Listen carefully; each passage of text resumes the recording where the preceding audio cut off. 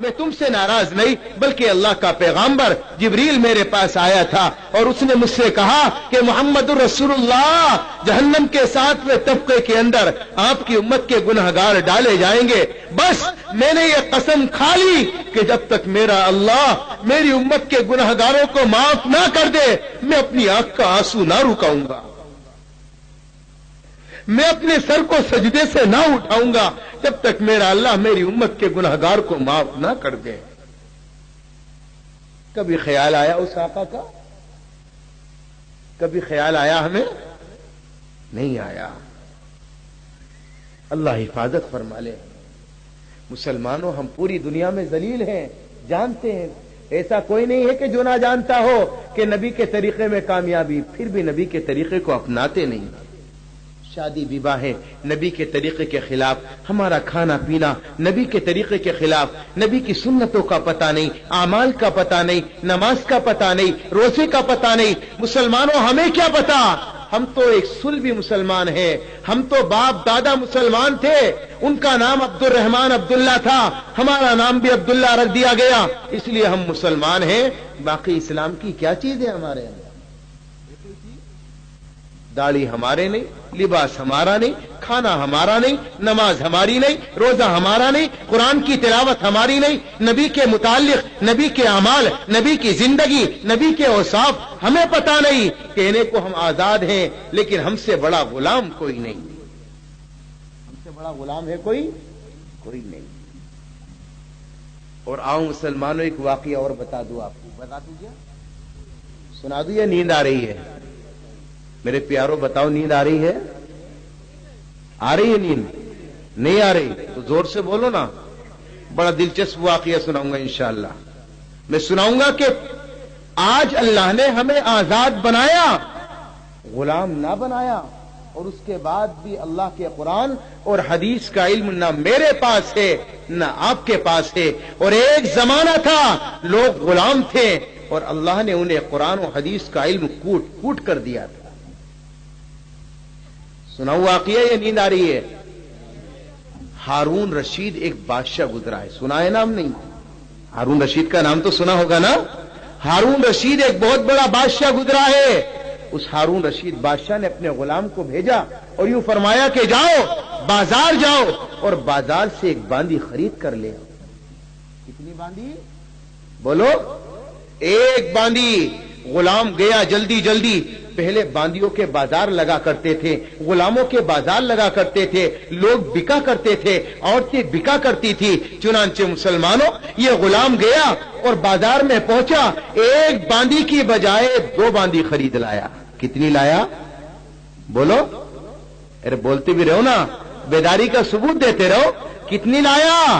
2۔ بادشاہ نے کہا، ارے نالائق، ہم نے کہا تھا ایک باندی لے کر آنا، یہ تو فضول خرچی کر آیا، 2 باندی لے آیا۔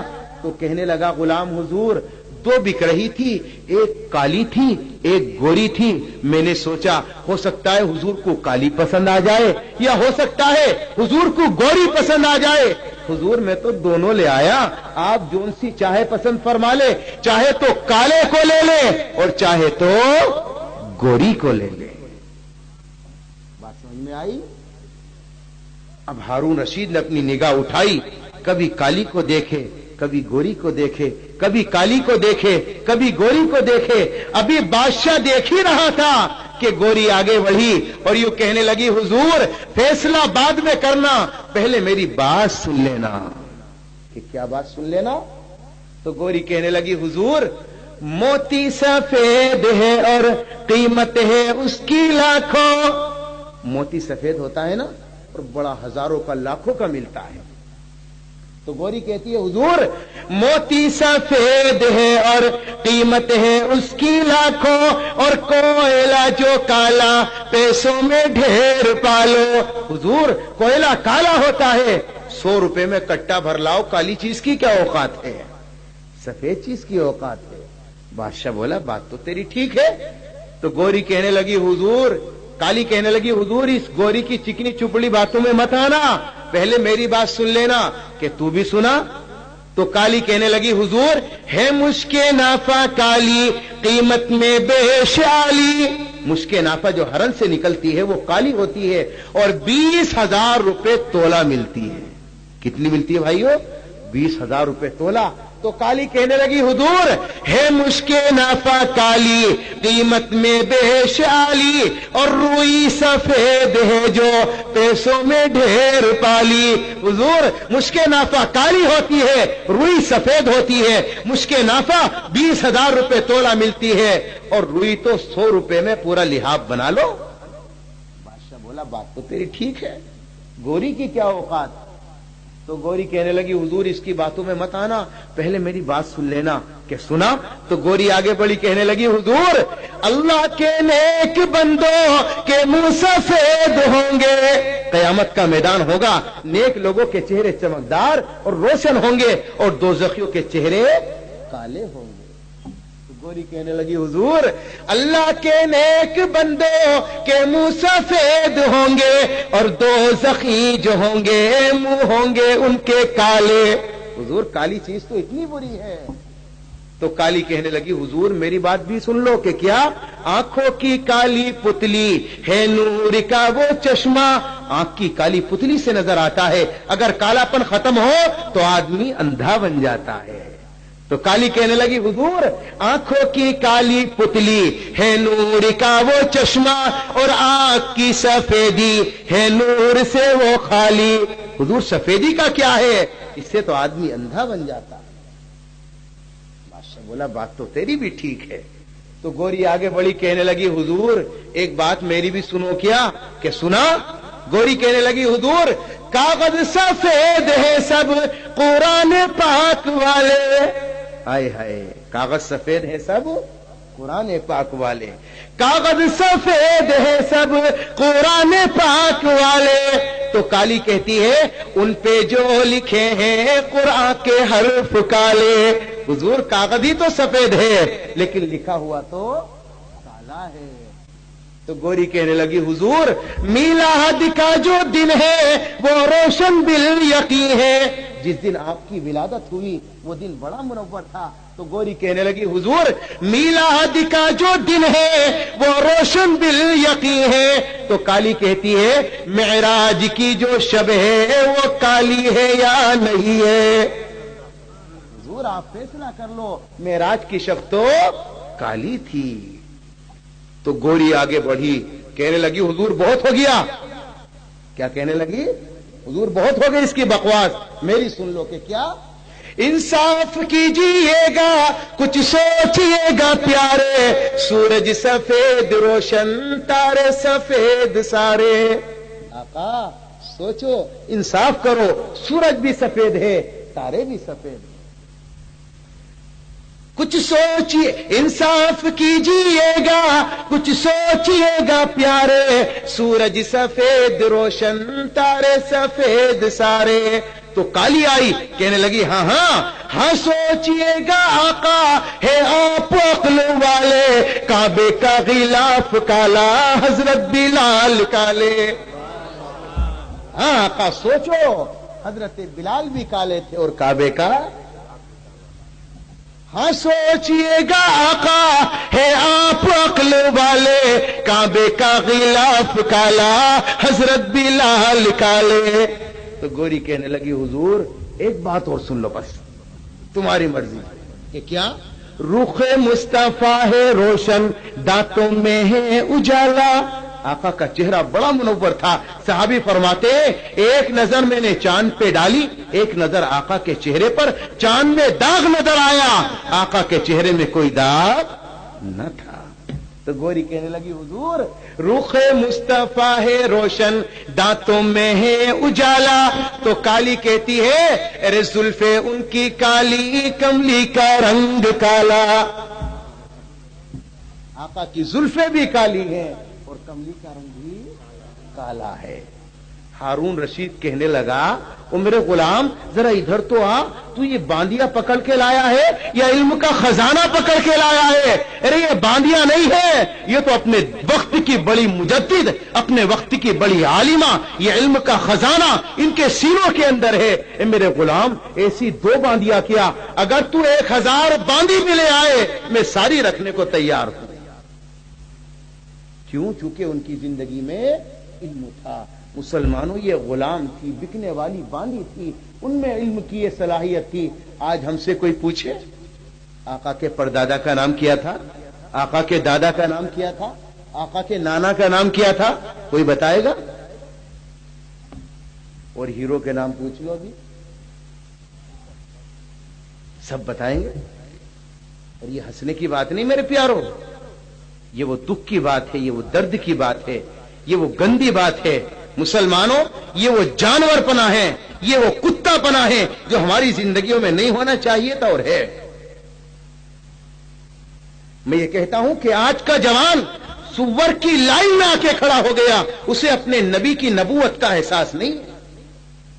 इंसानियत तो खो ही चुका है, लेकिन आखिरी दर्जा था कि अपने नबी के मकाम को पहचान लेता, उसने वो भी खो दिया।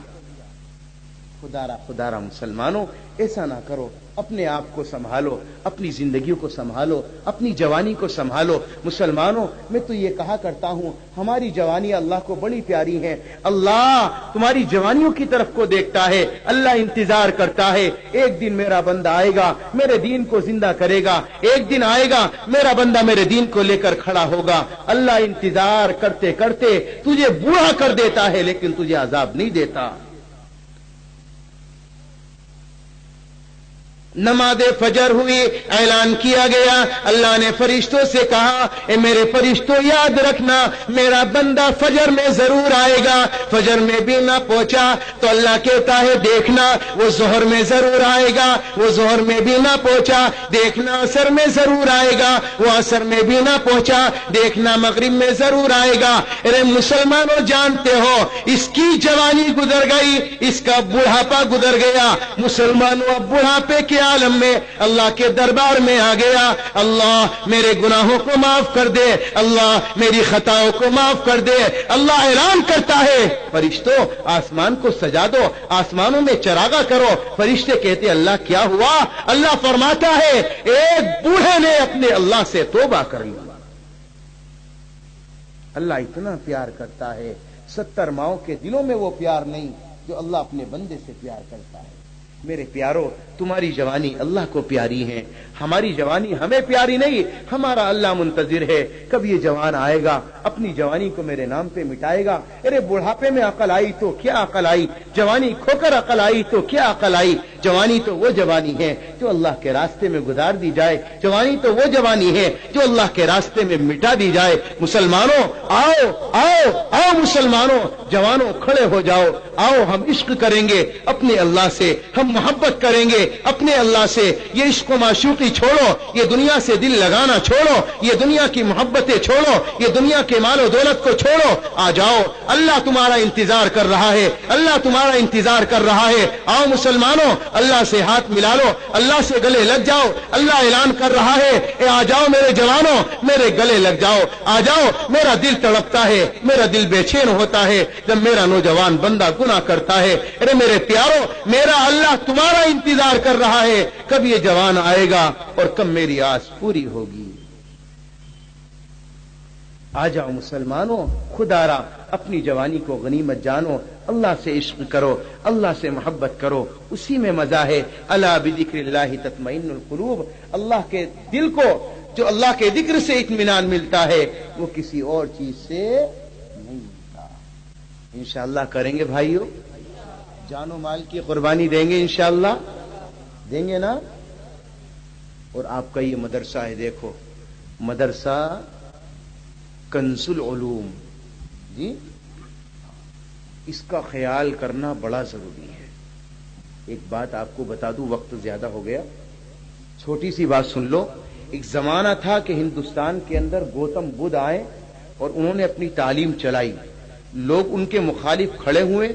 एक जमाना आया कि लोगों ने उन्हें मार मार कर खत्म कर दिया। फिर हिंदुस्तान में जैनी आए, लोगों ने उन्हें भी मारा। हिंदुस्तान में मुसलमान आए, लोगों ने उन पर भी पाबंदी लगाई और ये कहा कि तुम भी अपना मजहब छोड़ो। लोगों ने कहा कि यार ये मजहब फैलता कहां से है, ये फूलता कहां से है। लोगों ने बताया کہ مسجد اور مدرسہ یہاں سے اسلام پلتا اور بڑھتا ہے۔ چنانچہ لوگوں نے کہا کہ ان مدرسوں کو بند کر دیا جائے۔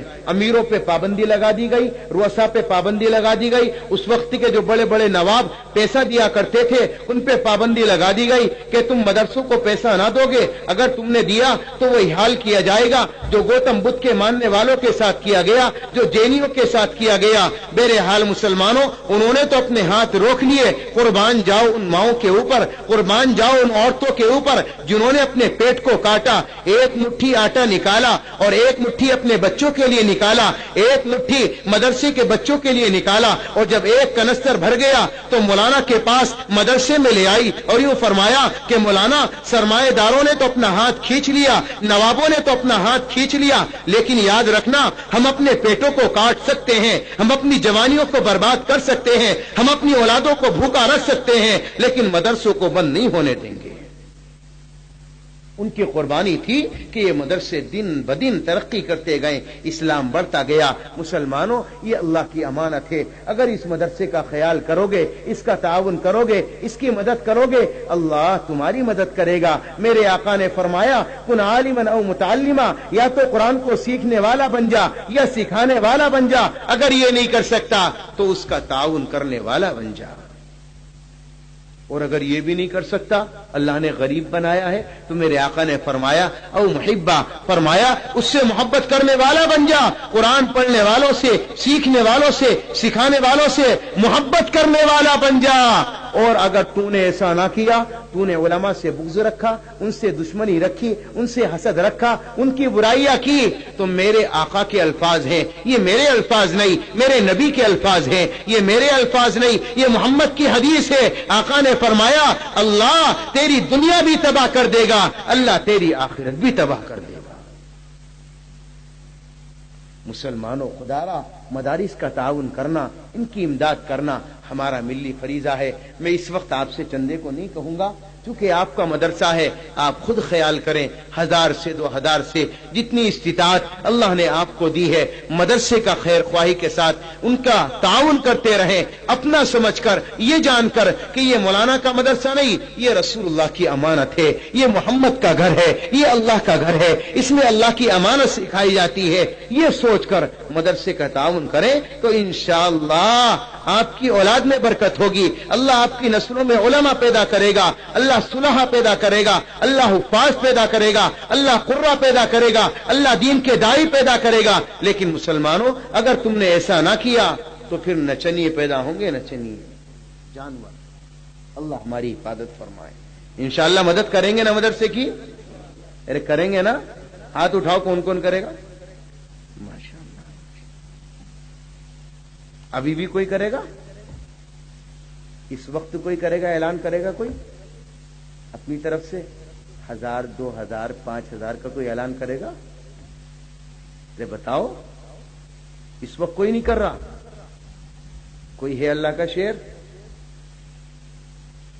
ارے کھڑے ہو کر بتاؤ کہ ہاں میں دوں گا انشاءاللہ۔ ماشاءاللہ، دیکھو 1000 روپے ایسی کھڑے ہو، اور کھڑے ہو، 1000 کوئی بڑی چیز ہے؟ جلدی سے، ہاں دیکھو ماشاءاللہ یہ آئے، اللہ قبول فرمائے، ہاں جلدی سے کھڑے ہو ایسی، جی جلدی سے کھڑے ہو جاؤ۔ ارے 1000 میں کوئی بڑی چیز ہے؟ ڈاکٹر نے الٹرا ساؤنڈ بتا دیا، اس میں ختم نہیں ہوتا؟ ارے عہد کرو انشاءاللہ کہ آج نہیں، کل پرسوں 15 دن میں انشاءاللہ مدرسے میں پہنچا دوں گا۔ یہ کوئی ضروری نہیں، آج میں تم سے نہیں مانگ رہا کہ تمہاری جیبوں پہ ڈکیتی ڈال لوں میں ہاتھوں ہاتھ، ایسا نہیں کروں گا۔ مہینے میں 15 دن میں میرے حالات ہوں گے انشاءاللہ، میں لکھوا رہا ہوں، کھڑے ہو کے لکھواؤ۔ ارے کھڑے ہو جاؤ میرے پیارو، قربانی نہیں دو گے اللہ کے دین کے لیے؟ ارے اللہ کا دین نہیں ہے یہ؟ پیاسا نہیں اللہ کا دین؟ ارے بولو، سانپ ہی سونگ گیا ہے تو۔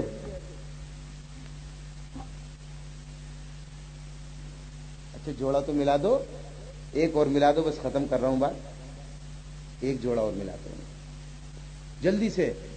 ارے جلدی سے، پھر دعا کر رہا ہوں انشاءاللہ، 1 منٹ کے اندر کوئی کھڑا ہو تو کھڑا ہو جاؤ جلدی سے۔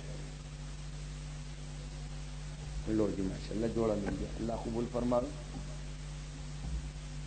دیکھو جی ان کا نام لکھیو، مل صاحب ہیں۔ اب دعا ہوگی انشاءاللہ العزیز۔ اللہ تعالی جو کہا ہے سنا ہے اللہ اسے قبول منظور فرما لے۔ اللہ تبارک و تعالی ہماری جوانی کو، ہمارے مال کو، ہماری اولادوں کو اپنے دین کے لیے قبول فرما لے۔ یہ جو جلسہ ہوا ہے، آپ حضرات نے کوششیں کی ہیں، محنت کی ہے، اللہ آپ کی محنت کو قبول فرمائے اور ہم سب کی نجات کا، مغفرت کا ذریعہ بنا دے۔ کہہ دو آمین یا رب العالمین۔ وآخر دعوانا ان الحمدللہ رب العالمین۔ ہو سکتا ہے مجھ سے کوئی غلطی ہو گئی ہو آپ حضرات کی شان میں تو معاف کر دینا بھائی۔ وما علینا الا البلاغ۔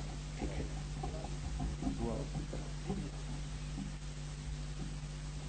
درود شریف پڑھ لیجیے۔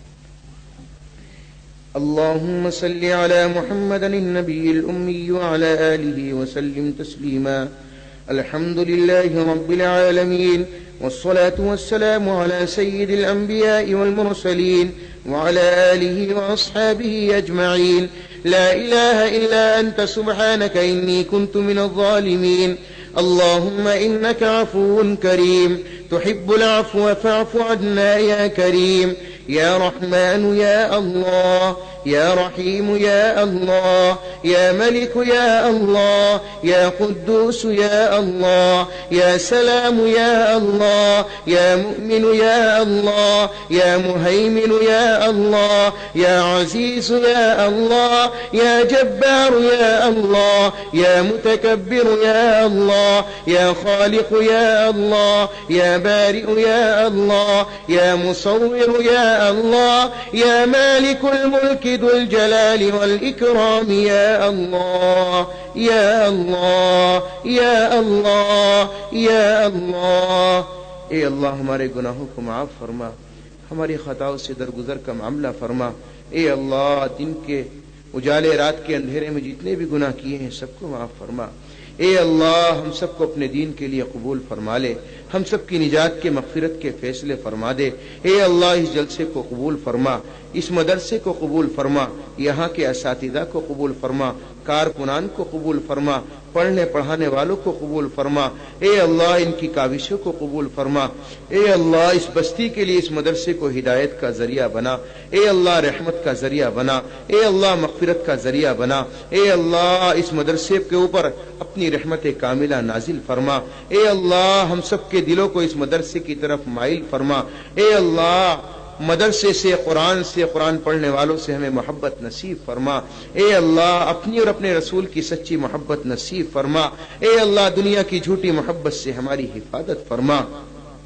اے اللہ ہم میں جو بیمار ہیں ان کو شفا عطا فرما۔